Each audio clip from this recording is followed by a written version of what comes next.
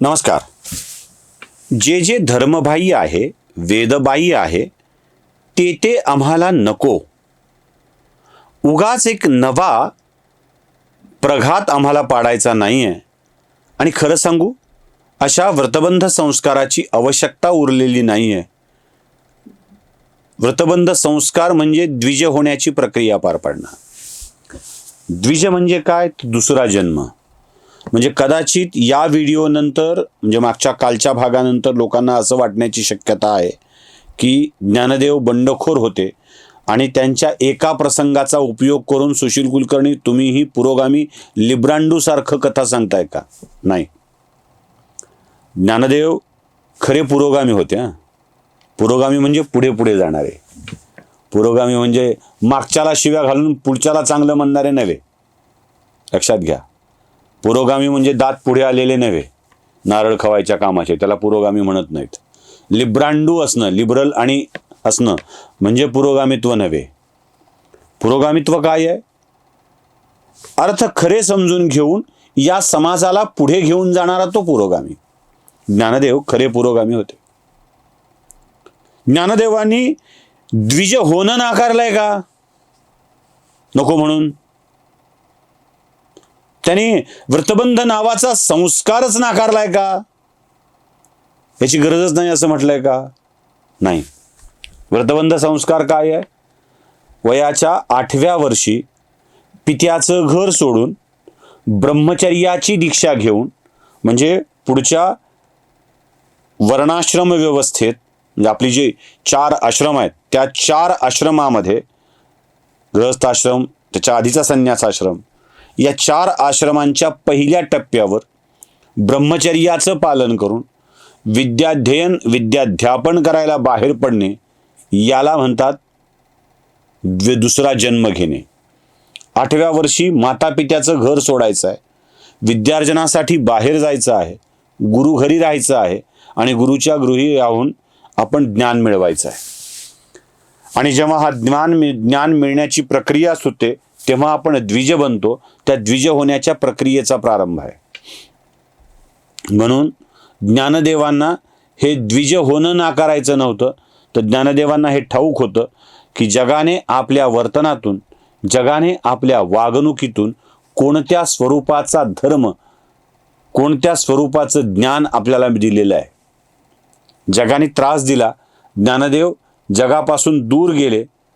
पित्यानं तर घर आधीच सोडलेलं होतं. माता पिता दोघंही नव्हते.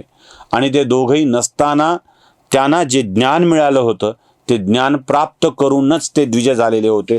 वेगळ्या व्रतबंध संस्काराची गरज नव्हती. वेगळ्या व्रतबंध संस्काराची गरज नव्हती. त्या नदीच्या प्रवाहात उतरता उतरता विठ्ठलपंतांनी ज्ञानदेवांच्या कानात सांगितलेला गायत्री मंत्र, ज्ञाना तुलाच रे सगळं करायचं आहे, हाच तो द्विज होण्याची प्रक्रिया होती. आणि ती द्विज होण्याची प्रक्रिया ज्ञानदेवांची, निवृत्तीनाथांची, सोपानदेवांची आणि मुक्ताईची पार पडलेली होती. ते अगोदरच ज्ञानी झालेले होते. त्यामुळे त्यांनी नम्रपणे पैठणच्या सगळ्या विद्वतजनांना व्रतबंध संस्कारासाठीचं शुद्धीपत्र नाकारलंय. चमत्कार दाखवला की कसा बदल होतो. सगळा गाव जय जयकार करू लागलाय. सगळा गाव जय जयकार करू लागलाय. सगळ्या गावाला अत्यंत आनंद झालाय आणि सन्मान देऊ लागलाय. ज्या घरात त्यांच्या आजोबांनी आणल्यावर त्या घरातल्या आजीनं अगं पोरं आलीत असं म्हटल्यावर मी काय आरती घेऊन बाहेर येऊ का असं वाक्य उच्चारलं होतं ना, ती आजी धावत पळत बाहेर आली. बाळांनो माफ कराल रे तुमच्या आजीला. आणि मग पोळीवर तुपाची धार आली, साजूक ऊन खिचडी आली, छान भात आला, पुरणाची पोळी होऊ लागली, भाज्या आमट्या, या सगळ्या 5 पक्वान्नाचं ताट या भावांच्या समोर आलं. त्यांना कळलं हा नमस्कार ज्ञानाच्या चमत्काराला आहे. चमत्काराशिवाय लोक वळत नाहीत वळत.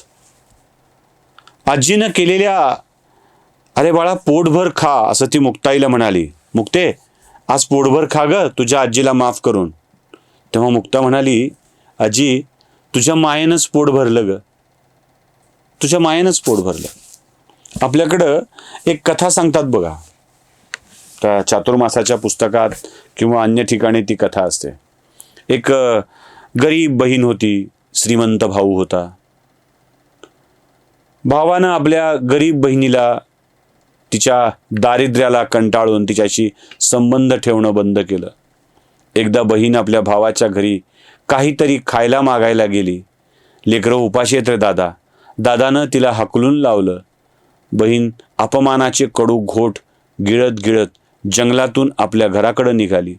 रस्त्यात एक अत्यंत विषारी साप तिला मेलेला आढळला. तिनं तो साप गुंडाळला, घेऊन आली. विचार केला, हाच साप लेकरांना शिजवून खाऊ घालावा अन्नाच्या नावाखाली. विषारी सापाच्या विषानं आपणही मरू आणि लेकरंही मरतील, संपून जाईल. साप शिजवायला ठेवला. रट रट रट रट असा आवाज येऊ लागला. त्या आवाजासरशी त्या भांड्यात खन खन खन असाही आवाज येऊ लागला. थोड्या वेळानं तिनं भांडं उडून बघितलं. साप पूर्णतः फाटलेला होता आणि सापानं गिळलेली सोन्याची काम त्या सापाच्या देहातून बाहेर आली होती. तिने ते सोन्याचे तुकडे गोळा केले, बाजारात नेले, विकले. तिला पुन्हा नवा व्यवसाय सुरू करण्यासाठी धन मिळालं होतं. तिचा नवा व्यवसाय सुरू झाला. बघता बघता दिवस भरभराटीचे आले. भाऊ जितका श्रीमंत होता त्याच्यापेक्षा ती श्रीमंत बनली. आणि मग श्रीमंत बनल्यानंतर एके दिवशी भावाला कळलं की आपली बहीण खूपच श्रीमंत झाली आहे. तिनं त्याला बोलावून घेतलं, तिला बोलावून घेतलं, वाजंत्री वाजवली, घर सजवलं, रांगोळ्या टाकल्या.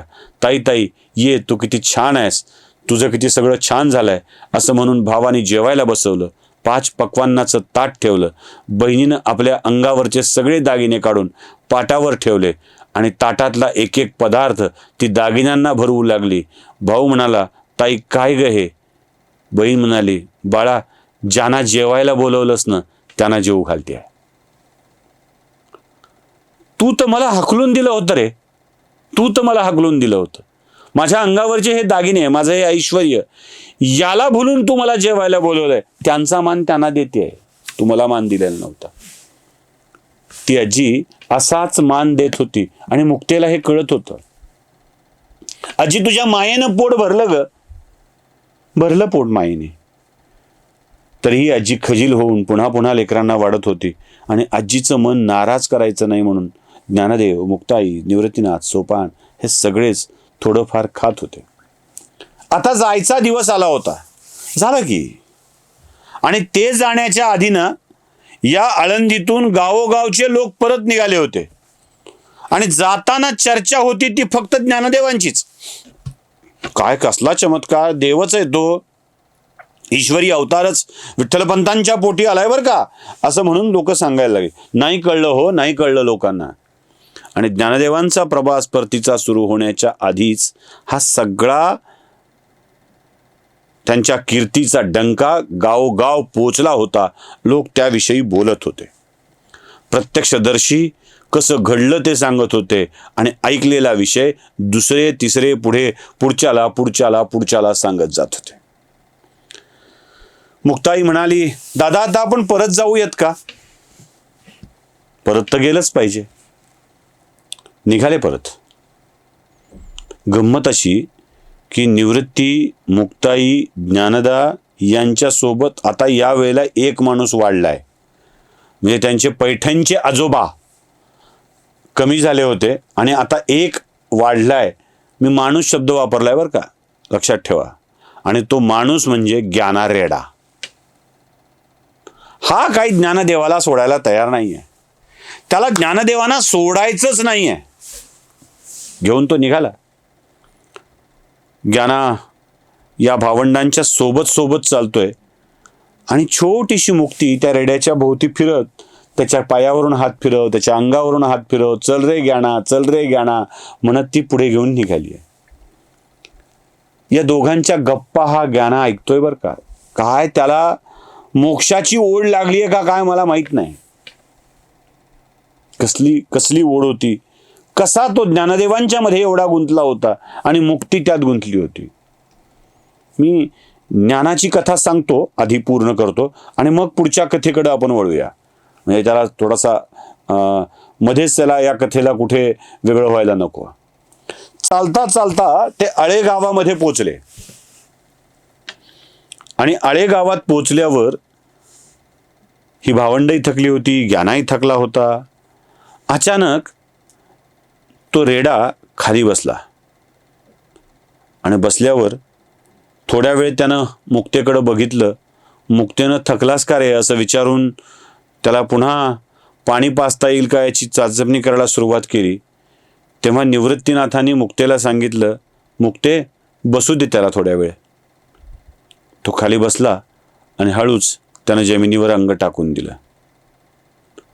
मुक्ता म्हणाली, दादा बघ ना, हा ज्ञाना आपलं अंग टाकून देतोय.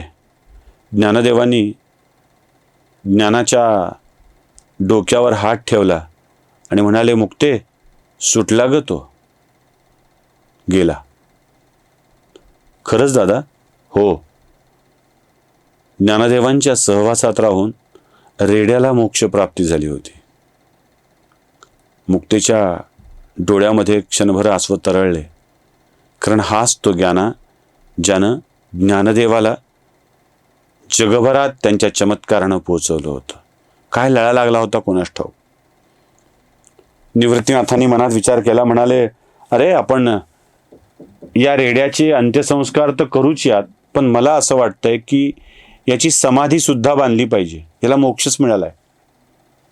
हो, याची समाधी बांधली पाहिजे. आणि मग सगळ्या भावंडांनी मिळून त्या रेड्यावरती अंत्यसंस्कार केले. त्याची समाधी तिथेच बांधली. आजही आळे गावात या ज्ञानाची समाधी आहे असं म्हणतात. ती समाधी बांधल्यानंतर त्यांचा पुढचा प्रवास सुरू झालेला आहे. या प्रवासादरम्यान जगाला मंगल करणारी एक अनोखी घटना घडते आहे. जगाला ज्ञान देणारी एक घटना घडते आहे. त्या आधीची घटना मोठी विस्मयकारक आहे. तीच कोणती घटना आहे ती बघूया पुढच्या भागात.